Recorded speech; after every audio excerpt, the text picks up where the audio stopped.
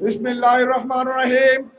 বাংলাদেশ জামায়াত ইসলামের ঢাকা মহানগরী দক্ষিণের উদ্যোগে বর্ণাঢ্য র্যালি পূর্ব সমাবেশের উপস্থিত সম্মানিত সভাপতি, আজকের এই প্রোগ্রামের সম্মানিত প্রধান অতিথি, বাংলাদেশ জামায়াত ইসলামের সংগ্রামী আমির, বিশ্ব ইসলামী আন্দোলনের অন্যতম নেতা, মানবিক নেতা ডাক্তার শফিকুর রহমান, উপস্থিত সংগ্রামী নেতৃবৃন্দ, আমরা আজকের বিজয় র্যালি পূর্ব সমাবেশে বলতে চাই, এটা শেখ হাসিনার বাংলাদেশ নয়, এটা শহীদ মাওলানা মতিউর রহমান নিজামীর বাংলাদেশ, এটা শহীদ আবু সাইদের বাংলাদেশ।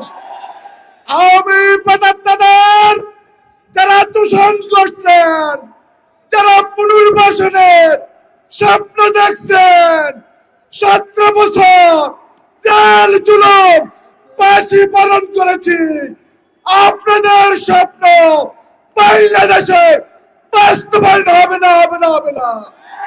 সকলকে ধন্যবাদ। আসসালামু আলাইকুম রহমতুল্লাহ।